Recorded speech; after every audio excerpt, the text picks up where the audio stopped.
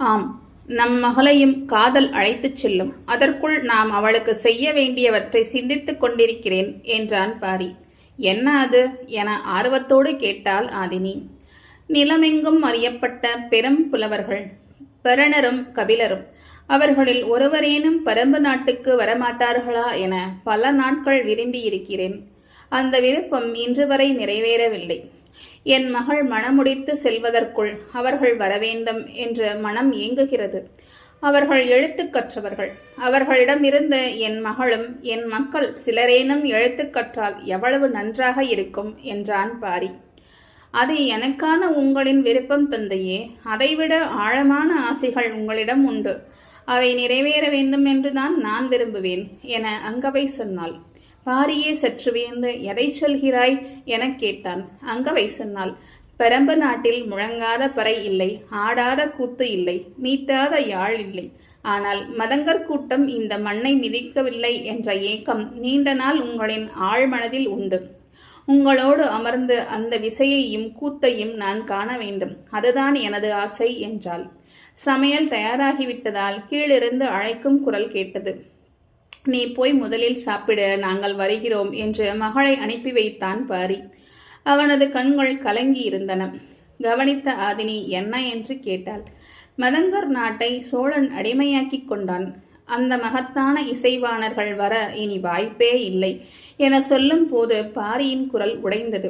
செய்வது அறியாது நின்ற ஆதினி அவன் தோளை தொட்டாள். சற்றே ஆசுவாசம் அடைந்து நிதானித்தான் பாரி. சரி வாருங்கள், அந்த சந்தனவேங்கை மரம் வரை போய் வருவோம் என்றாள்.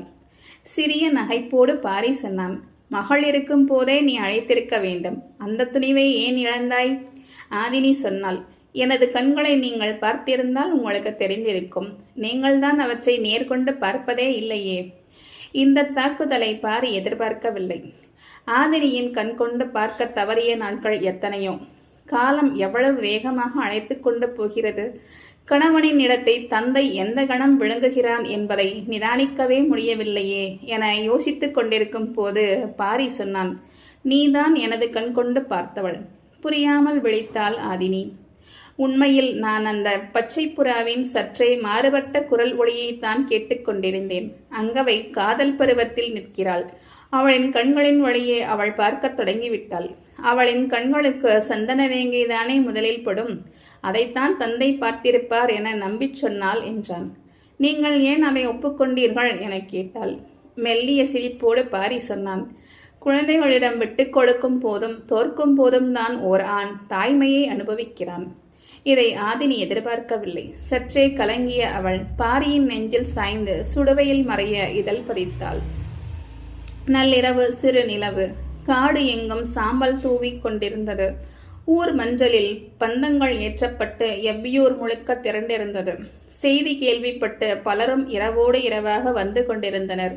மதங்கி யாழ் மீட்டத் தொடங்கியதிலிருந்து பார்வையாளர்கள் இமை சிமிட்டுவது கொஞ்சம் கொஞ்சமாக குறைந்து கொண்டிருந்தது. இசைக்கருவிகள் ஒவ்வொன்றாக இணைந்தன. சிறு பறையும் அரிப்பறையும் முழங்கும் போது இருள் நடுக்கம் கொள்ளத் தொடங்கியது. சலங்கை அணிந்த பெண்கள் இருவர் நெடுநிழல் தர நகர ஆவேசம் கொண்டு ஆடினர்.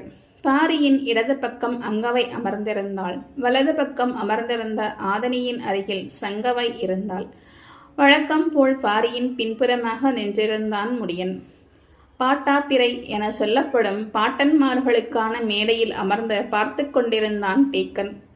அவர்களோடு தேக்கனின் வயதுடைய பெருசுகளும் உட்கார்ந்திருந்தனர். கூத்தின் பாங்கில் துயரத்தின் நெடுங்குரல் மேலே எழும்பியது.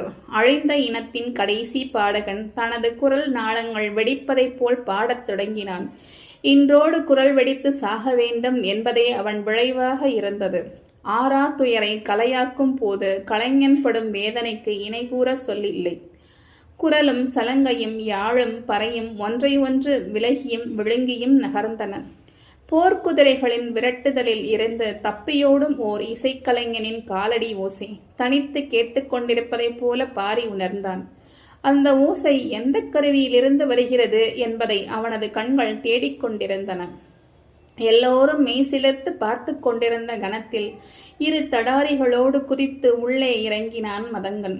அதுவரை முழங்காமல் இருந்த அனைத்து தடாரிகளும் ஏக காலத்தில் ஒலி எழுப்பின. சற்றும் எதிர்பாராத பேரிசை. பாரியே குலுங்கி உட்கார்ந்தான். பயந்த சங்கவை அம்மா என கத்திய ஓசை பக்கத்தில் இருப்பவருக்கு மட்டுமே கேட்டது. ஆதினி அவளை அணைத்து மடியில் இறுக்கிக் கொண்டாள். அதை கவனித்த பாரியின் கண்களுக்கு சிறு வயதில் பயந்து கத்திய ஆதினியும் சேர்ந்து தெரிந்தாள்.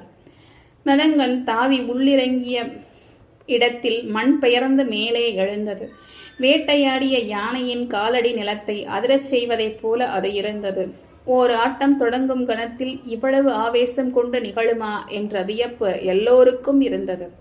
இருமுகப்பறையான தடாரியை கையால் அடித்து முழங்க வேண்டும். அவன் 2 நடை முன்னும் பின்னுமாக தாவி தடாரிகளில் ஒளியெழுப்பிக் கொண்டிருந்தான். மதங்கனின் குடும்பி கலன்று சிகை சுழன்று எழும்பியது. ஆவேசம் கொண்ட மதங்கன் கால்களை முன்னும் பின்னுமாக மாற்றி குதிக்காலால் குத்தி குத்தி ஆடினான். மத யானை தனது நிழலை கொல்ல மீண்டும் மீண்டும் தந்தத்தால் மண்ணை குத்துவது போல அது இருந்தது. எல்லா கருவிகளும் முழங்கிக் கொண்டிருந்தன. பாரி உறைந்த நிலையில் மதங்கனை பார்த்து கொண்டிருந்தான். மூதாதையர்களின் ஆதிக்கூத்து மதங்கன் மயங்கிச் சரிந்ததோடு முடிந்தது.